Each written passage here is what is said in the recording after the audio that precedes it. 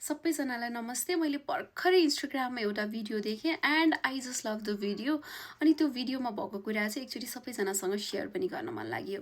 त्यो भिडियोमा के भनेको थियो भने यदि तिमी 80s और 90s मा जन्मिएको जेनेरेसन हौ भने तिमी एउटा यस्तो संसारमा हुर्कियौ जो अहिले एक्जिस्ट नै गर्दैन।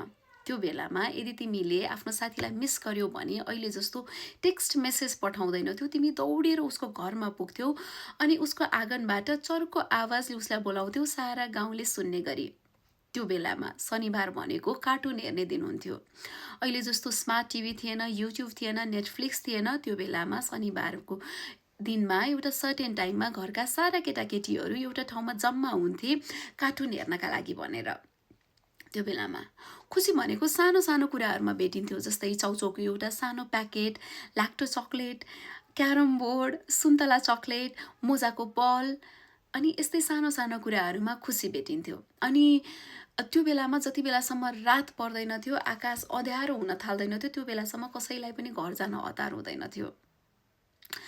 त्यो बेलामा अहिलेको जस्तो गुगल म्यापहरू थिएन, तर आफूलाई जान चाहेको ठाउँमा बाटोमा मान्छेहरूलाई सोध्दै सोध्दै त्यो ठाउँसम्म त अवश्य पुगि नै हालिन्थ्यो। अहिलेको जस्तो क्लाउड स्टोरेज थिएन, तर पनि आफूलाई चाहिने जति कुराहरू दिमागमा अनि मनमा सेभ त भइ नै हाल्थ्यो। सो यो 80s र 90s मा जन्मिएको जेनेरेसनलाई अरूभन्दा डिफ्रेन्ट केले बनाउँछ भने यो जेनेरेसन भनेको एउटा पुल थियो। We were the generation that acted as the bridge. हामी एउटा यस्तो जेनेरेसन भयौँ, we survive the world without technology. We were the last generation. हामी सबैभन्दा अन्तिम जेनेरेसन भयौँ टेक्नोलोजी बेगरको जिन्दगी एक्सपिरियन्स गर्न। And we were the first generation to adapt with the technology, to learn the new technology. हो, त्यो रिजनले गर्दा चाहिँ हाम्रो जेनेरेसन जहिले पनि एउटा ब्रिजवाला जेनेरेसन भयो। अनि जुन यो 80s र 90s वाला जेनेरेसन छ, त्यो जेनेरेसनको व्यक्तिहरूमा चाहिँ एउटा खालीपन, एउटा अधुरोपन चाहिँ मनभित्र सधैँ भइ नै राख्छ। उनीहरू यो क्योजसँग, यो हेक्टिक लाइफसँग भाग्न पनि सक्दैनन्।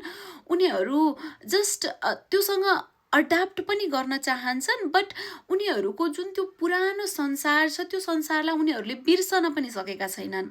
जसरी यो world, we just started from Nokia keypad phone, तर वर्ल्ड चाहिँ त्यसरी यति धेरै ऱ्यापिडली ट्रान्सफर्म भयो कि we could not resist it, we just adapted.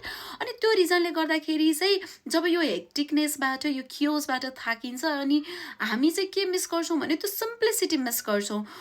पहिला जस्तै सबै कुरा सिम्पल भइदिएको भए, कास खुसी हुन त्यति नै सजिलो भइदिएको भए हुन्थ्यो भनेर त्यो एउटा नोस्टाल्जियामा हामी सधैँ बाँचिरहेको हुन्छ अनि एउटा सिम्पल लाइफको क्रेभिङ सधैँ नै भइरहेको हुन्छ। But again we cannot like run away. यो जुन हेक्टिक, यो टेक्नोलोजीको दुनियाँबाट हामी भाग्न पनि सक्दैनौँ। हामीलाई यहाँ बस्नु पनि छ, तर हाम्रो पछाडि छुटेको जुन हाम्रो संसार छ त्यसले हामीलाई अलिकति कतै न कतै खालीपनको अनुभव चाहिँ सधैँ गराइरहेको हुन्छ। अनि त्यो भिडियोमा के भन्छ भन्दाखेरि it is very normal, it is happening because कि हामीले दुईवटा फरक फरक संसारमा बाँच्यौँ।